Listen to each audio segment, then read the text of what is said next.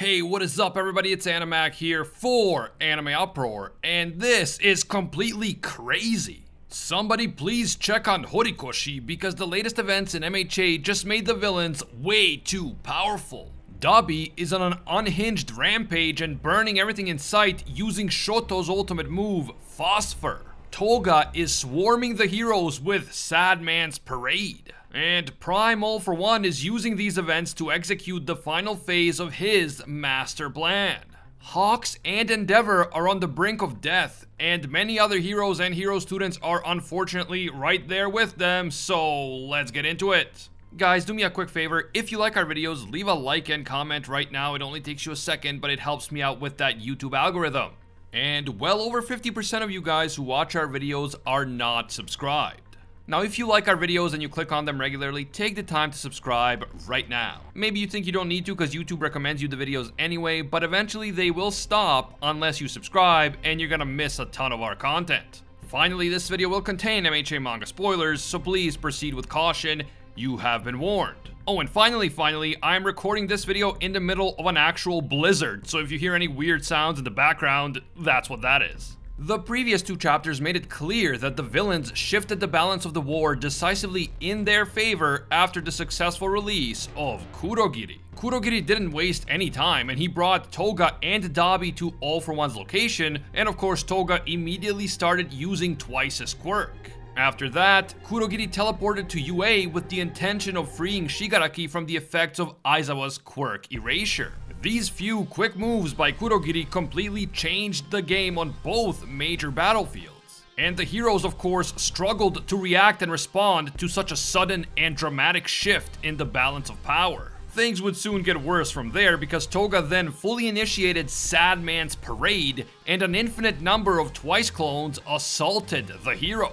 The only small bit of good news for the heroes is that Ochako and Tsuyu also managed to hitch a ride through Kurogiri's portal and are now at Gunga. But if we're being honest, we can love Ochako and Tsuyu as characters, but that isn't much reassurance for the heroes who are now dealing with All For One, Berserk Mode Dabi, and Sad Man's Parade at the same time. In the latest chapter, we see Ochako trying to calm Toga down by getting her to talk about love, something that Toga had always wanted to do in the past.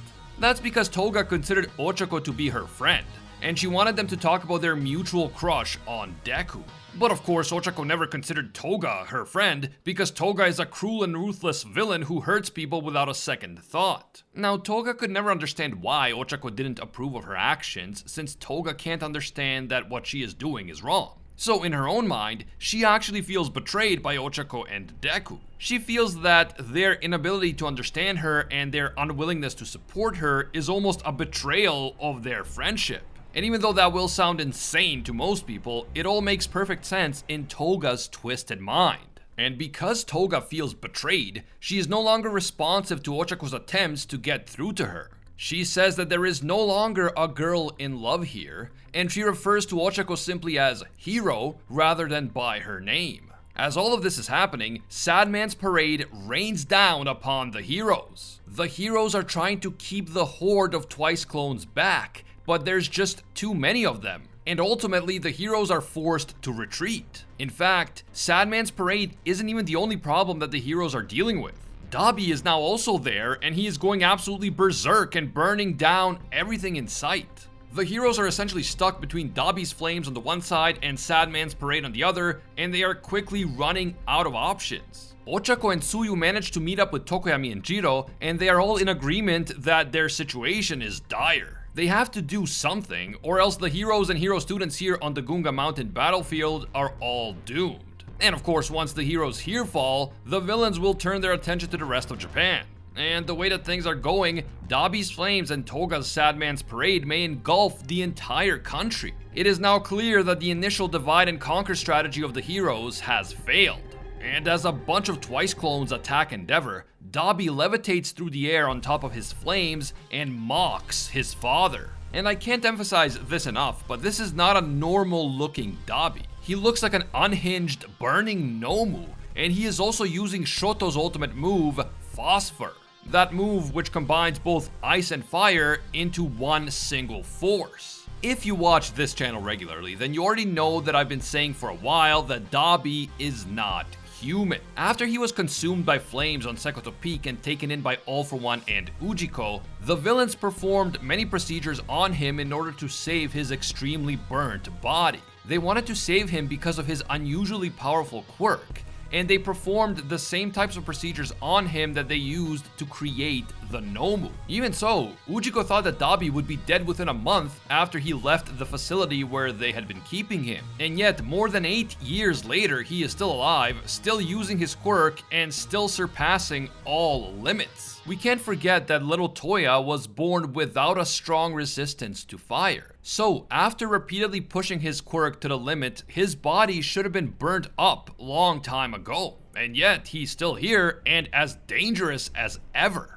My theory is that the modifications Ujiko and All For One performed on his body made him into something more than human. He became someone who has a human mind, but also the superhuman body of a Nomu. Now, these superhuman powers obviously don't extend to his skin because it has been damaged, but clearly the core of his body is not just a normal human body. Not anymore. That is my theory and I'm sticking to it. Anyway, Endeavor asks his son, whom he calls by his birth name, Toya, about Shoto. He wants to know if Shoto survived the scorching battle against his brother in Kamino. The unhinged Dabi says that he wanted to bring him Shoto's corpse as a present, but unfortunately Shoto was too strong and Dabi was unable to kill him. So that part of Dabi's dream, the part about killing Endeavor's favorite son right in front of him, will have to go unfulfilled. However, Dabi still plans to kill Endeavor and exact his revenge. And as all of this is happening with Dabi and Sadman's parade, the always scheming All For One sees an opportunity. The balance of power has clearly shifted in the villain's favor, and the heroes currently have their hands full with Dabi and Toga. This means that All For One has the perfect opportunity to duck out and join Shigaraki on the UA battlefield.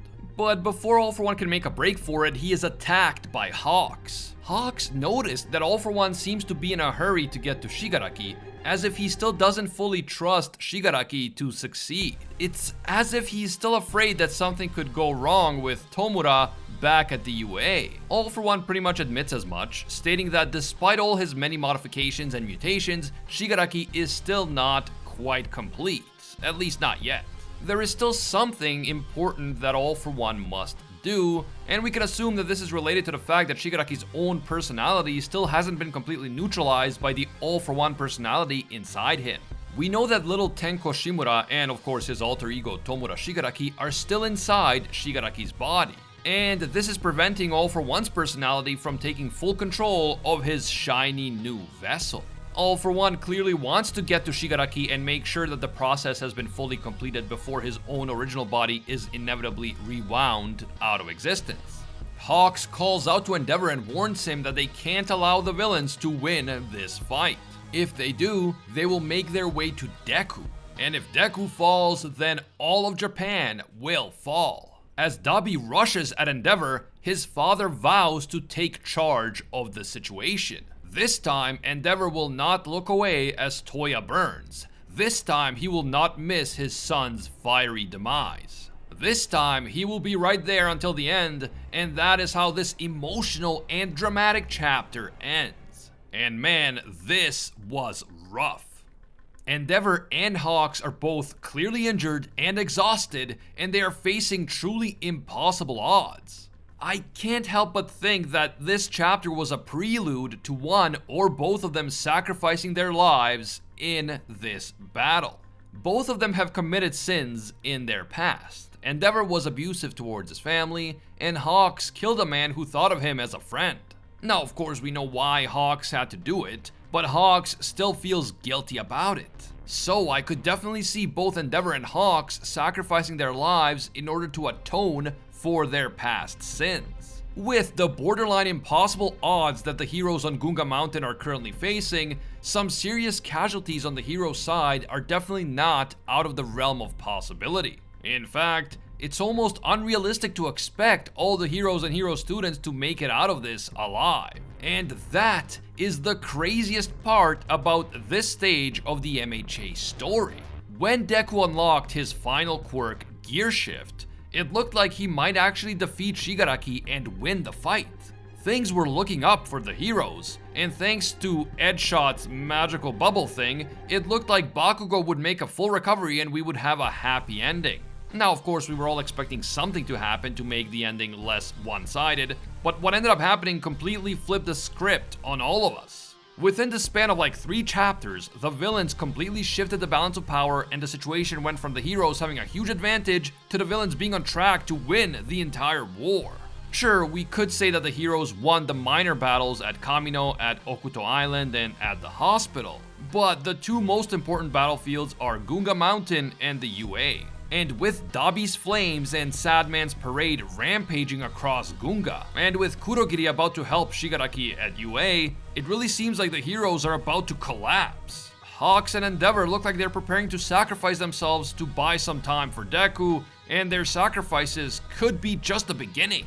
Are you guys surprised to see this drastic shift in the balance of power on the battlefield, and do you think that we're about to see some major hero deaths?